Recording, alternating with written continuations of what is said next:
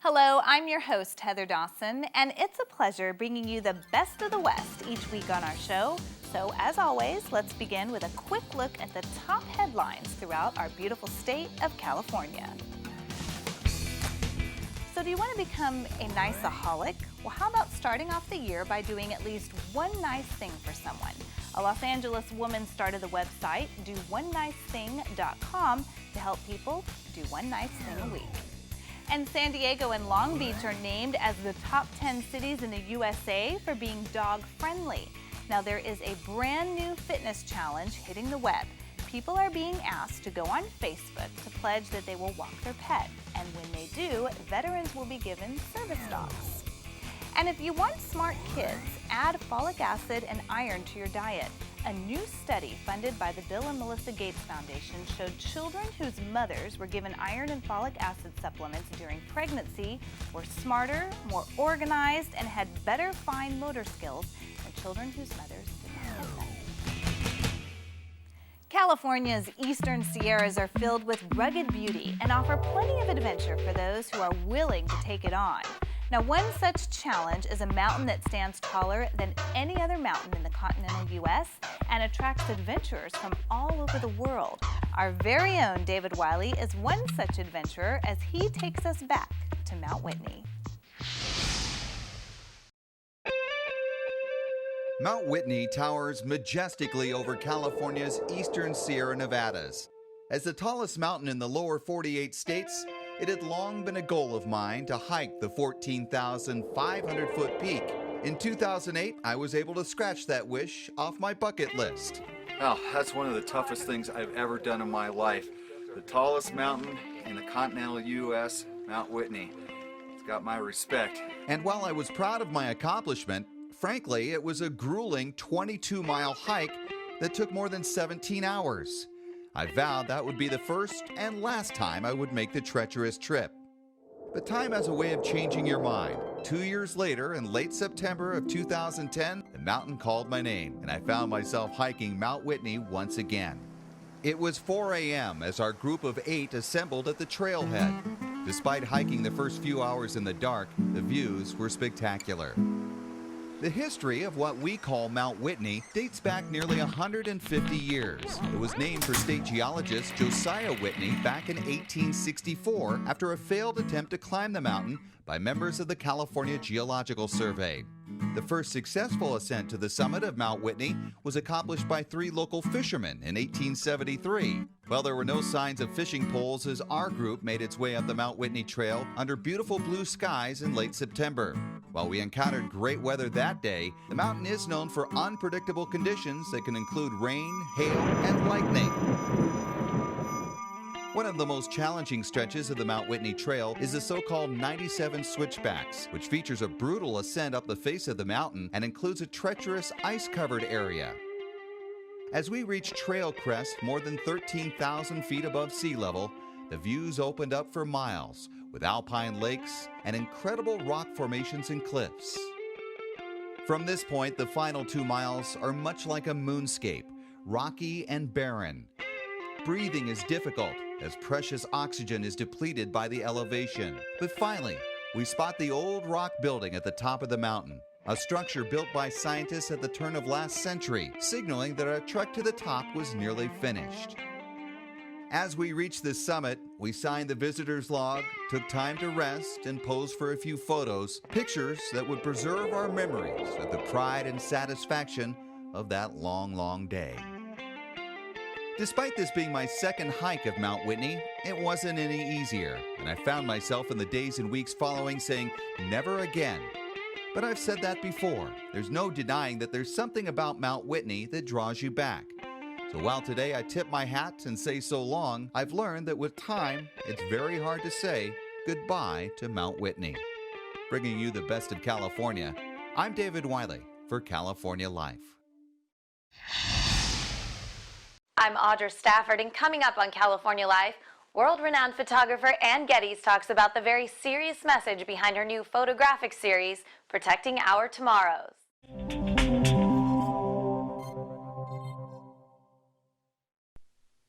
Well, Well, it's a fact. More than 66% of Americans are overweight, and 11 million people in the U.S. have eating disorders. That is why California Life is happy to welcome Rebecca Cooper to the studio. She is the founder of Rebecca's House, an eating disorder treatment center, and the author of Diets Don't Work, which gives important steps that you can take to change poor eating behaviors. Thank you so much for joining us, Rebecca. Oh, thank you, Heather. I'm really happy to be here.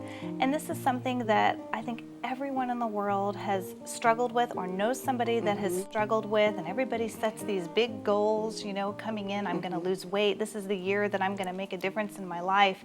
But there's so much more to changing your eating habits than just going on a diet. That actually can be part of the problem, because when you go on a diet, your metabolism starts to go down. And then when you start eating just normally, well, you start gaining weight.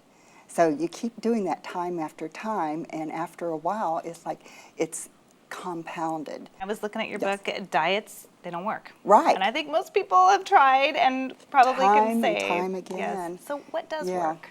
You need to be aware. There's so many people who are not even aware of what's going on within their own body and their mind, emotions, and soul. They are totally disconnected from their appetite. They don't know when they're hungry or when they're full. A lot of people are very afraid of going inside because we use food and the thoughts of food, weight, diets, and body image as a way of stuffing down our feelings. So if we've got all those feelings stuffed, and we're trying to get in touch with our appetite, guess what? It's inside too. So there has to be a way of working through some of those core issues so that you can start internalizing some healthy eating goals and taking really good care of yourself. Tell me a little bit about what you do. Okay. We have a treatment center. Within the treatment center, we have different groups. We have different professionals and therapists and dietitians and medical doctors and psychologists. So we have a whole group of people. What's really neat about Rebecca's House is that for the therapists, I have tried as much as I can to have people who actually have years of recovery from an eating disorder themselves, because most people, even therapists, don't know how to treat eating disorders. I went to one of the best universities in this country, okay, and I had one day talking about eating disorders. Now, to think that I could go out there and start working with other people with one day of training, it's impossible. Like, I'm a certified eating disorder specialist. You need to have people who really understand eating disorders. And it seems that if they know that you have recovered and are away from that now, there's a bond. They're able to talk about what's really going on inside. And there's also a lot of hope, because if you can do it, I can do it. Rebecca's House, it's donations, right? It's a nonprofit. We just started Rebecca's House Eating Disorder Foundation, where we are going to be supplying partial scholarships for people to get the help they need. And why did you do this? Why did I do this? Because, well, one, my mother died of obesity. That's actually what they put on her death certificate. And I myself am 23 years away from the eating disorder, so I get it. I'm just so thankful that we found you and that we can highlight you, Rebecca's House. And for more information, you can go to your website. Yes. And of course, anyone that wants to make a donation to the new wonderful. foundation. Yes. And I wish you the best of luck. And thank you so much for contributing so much to society. Thank you, Heather. Thank you. I'm Audra Stafford, and coming up on California Life, world-renowned photographer Ann Geddes talks about the very serious message behind her new photographic series, Protecting Our Tomorrows. Talks, but it don't sing and dance and it don't walk.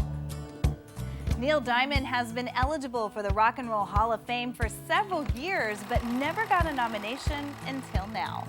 Diamond made the 2011 class list along with the Alice Cooper Band and Tom Waits. The excitement will have to wait for some. Bon Jovi was turned away from the hall, as was LL Cool J, the J. Giles Band, the Beastie Boys, and Donna Summer. Bruce Springsteen will likely do the honors at the March 14th ceremony in New York City. Well, Willie Nelson's On the Road Again grabbed the top spot in the list of favorite road trip songs, according to a new study. The rest of the rankings were Born to Be Wild, Take It Easy, I Get Around, and Highway to Hell. Now, there was some variation depending on age and region. People from the Northeast and guys favored Born to Be Wild, while young singles listed Highway to Hell as their top pick. And Drew Brees not only led the New Orleans Saints to their first Super Bowl title, but he also heads the list for the 10 best-mannered people for helping New Orleans after the tragedy of Hurricane Katrina. Others making the list: Justin Bieber, Kate Middleton, Chilean Miners, Taylor Swift, Sandra Bullock, and Bill and Melinda Gates. Well, it's just a matter of time when your TV and computer become one. But it's not time yet. According to the 4 major networks, Google's drive to bring the internet to living room TVs is being threatened by the failure to obtain popular shows such as Glee. The 4 major networks are blocking Google TV viewers from watching shows on the web out of fear they'll lose money from advertisers. Spring is here, which means it's time to get going on all of those projects you've been putting off. Winter's getting to be behind us, got warm weather, we're out and about. It just seems like the right time of year to rethink the way we did things last year and do them a little bit better this year. Tech expert Steve Greenberg says better protecting your smartphone is a good place to start. If you haven't broken your smartphone, you probably will, because I think eventually we're all going to break our smartphone. It's going to drop, it's going to crack, it's going to shatter. Fortunately, Batteries Plus Bulbs has more than 700 locations around the country with in-store We Fix It repair centers. So you can take your smartphone or tablet and you can get the screen repaired, you can get screen protection, you can also get water damage repair. A cracked screen can usually be fixed for as low as $80.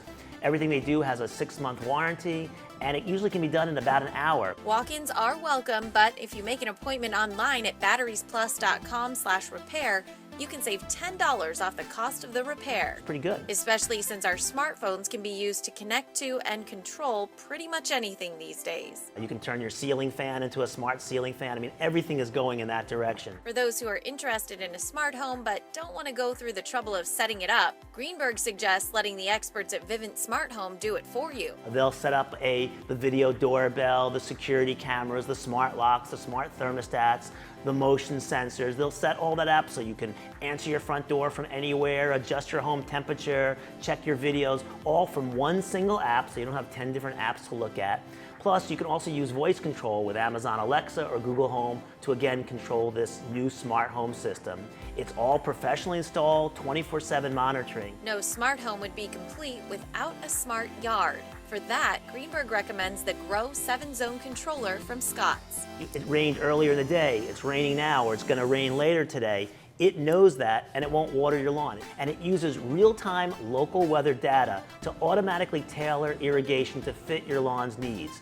And then you can manage that water schedule with the Grow Connect app, or you can even use voice control with Amazon Alexa or Google Home to adjust that watering schedule. So you can essentially sit back and say, Alexa, ask Grow to start watering, and those sprinklers come on, and your lawn gets watered. And those spring flowers can begin to bloom. Springtime is all about rebirth and making everything new again, so it's a good time to evaluate your smart home, come up with some smart strategies. Bringing you the best of technology, I'm Audra Stafford for California Life. Vibrant little Sadie Rutenberg was the first patient to ever receive a pediatric heart valve 3 years ago. It was part of a clinical trial for patients 5 years old or younger with a diseased, damaged, or malfunctioning heart valve. Leo Rutenberg and his wife always knew their baby girl would be born with heart problems that proved to be more complex than they thought. Yeah, when we brought her home from the hospital, she was feeding, but she was feeding all the time, 24 hours a day basically, but she wasn't putting on any weight. She ended up being a fussy baby. She wasn't sleeping very well. She was sweating doing just the most simplest things like eating. She was sweating and her skin didn't look very good. It was mottled, and we knew something was wrong. And about 2 months after we brought her home from the hospital after her birth, we realized she was in a bad way. Dr. Jonathan Chen is the doctor who performed Sadie's surgery, the co-director of the Seattle Children's Hospital Heart Center, and division chief for pediatric cardiothoracic surgery. Dr. Chen tells us the FDA recently approved Abbott's mechanical heart valve, the world's smallest and only mechanical heart valve designed for newborns and infants in need of a mitral or aortic valve replacement. For kids, what that means is in the past when the 15 millimeter valve was available to us, it would take several days for us to get it because it would have to go through this process with the Institutional Review Board, and then you have to get the valve from the company.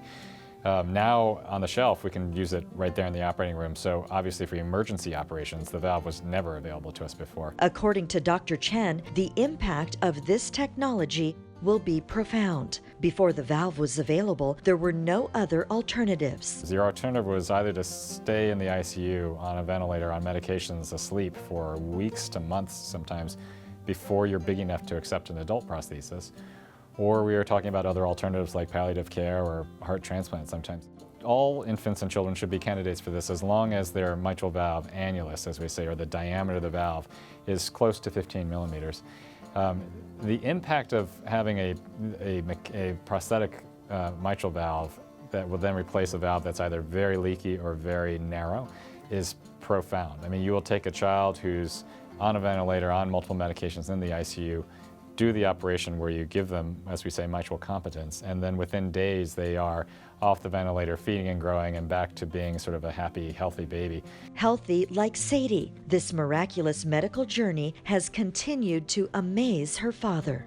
She's such a firecracker. You wouldn't believe she's been through what she's been through. She loves to do all things that a 3-year-old you would expect would love to do, going to the playground, going to the zoo and seeing the penguins and giraffes. And you know, after she got the Abbott valve, she just took off. I mean, she's a different child, and she's growing and you know, keeping her parents on their toes for sure. Our expectation is that they will outgrow the valve. We want them to outgrow the valve because that means that the operation has been a success. So all these kids will need another operation, or probably 2 or 3 in the future. The prognosis is great because once they're out of the woods with that first feeding, growing, you know, the first valve operation, the subsequent valve upsizing operations are pretty simple and relatively short and low risks. Also, Dr. Chen reveals a vast support network for children and families to deal with congenital heart disease. Learn more by visiting Abbott.com. Bringing you the best of California, I'm Gigi Copes for California Life HD. And Getty's is known for whimsical images like these. And now the world-renowned photographer is using her talents to raise awareness about a life-threatening disease. Be reassured, this is a relatively rare, but it's extremely deadly. It is meningococcal disease, a bacterial infection that spreads through close contact. The onset may look just like the flu. You start to develop maybe unusual symptoms, severe headache, neck stiffness, rash appears on your body, a striking rash, and as Ann said, you could be dead within 24 hours. California has been hit hard by meningococcal disease over the last few years. In 2013, there was an outbreak at UC Santa Barbara. And a year later, a San Diego State student died from the disease. It's stories like these that inspired Ann Getty's new photographic series, Protecting Our Tomorrows, Portraits of Meningococcal Disease. It was just a no-brainer for me to want to get involved and keep passing the message on. The series features survivors from around the world, each nestled in a symbolic bird's nest. They're designed to be hidden, but they represent love and protection and family, and really most importantly, a deceptive strength. And I think that's the thread through the images of these 15 survivors. While some of them are terribly damaged, within themselves they are just wonderful human beings, and they're so positive. Just 6 months prior to her photo shoot, 5-year-old Victoria lost her legs and some of her fingers to meningococcal disease. She was the saddest little girl I've ever met in my 30 years of photography. Her family brought her from Spain to London in the hope that to be photographed by me would be a great part of a rehabilitation process. And she came into the studio and she just didn't speak for an hour and a half. And the wonders of digital photography This was just incredible. As soon as she saw herself on the screen, a little smile started to appear on her face, and she gradually started chatting. And I said to her dad, "What is she saying?" And he said, "She's saying, I want to stay and do more photographs." So to me, that was just enormously gratifying. Another young survivor, Harvey from the UK, sent Geddes a letter saying for the first time in his life, he was proud of his amputations. So that's validation enough, I think. But for Geddes, it's not about the validation. It's about getting the message across to parents to know the warning signs and get their children vaccinated. As a parent, you know your child better than anybody else, and so trust your instincts. And if you think it's something worse than the flu, jump up and down and make sure your child gets instant medical attention. You can learn much more about meningococcal disease and see all of the portraits in the series in the new Ann Geddes iBook, Protecting Our Tomorrows. It's available for free in the Apple iBook store. Bringing you the best of California, I'm Audra Stafford for California Life. And that's it for us. If you missed any part of our show, please go to our website, CaliforniaLifeHD.